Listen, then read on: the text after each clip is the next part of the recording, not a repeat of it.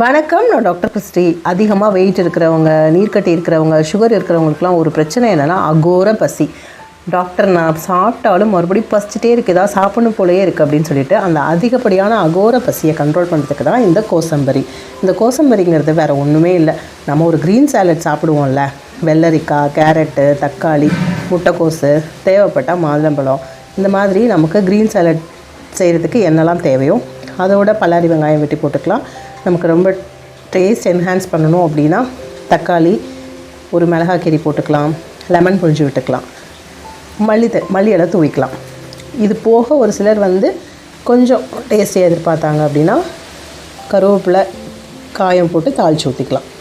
அது கூட முக்கியமாக சேர்க்க வேண்டிய ஒரு விஷயம் பாசிப்பருப்பு ஒரு கை நல்லா ஒரு அரை மணி நேரத்துக்கு முன்னாடி ஊற வச்சுட்டு இதில் சேர்த்துட்டோம் அப்படின்னா கோசம்பரி சூப்பராக ரெடி ஆகிடும்.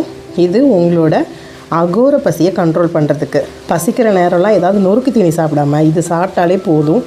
அதை விட பெஸ்ட்டு டயட் எதுவும் இல்லை.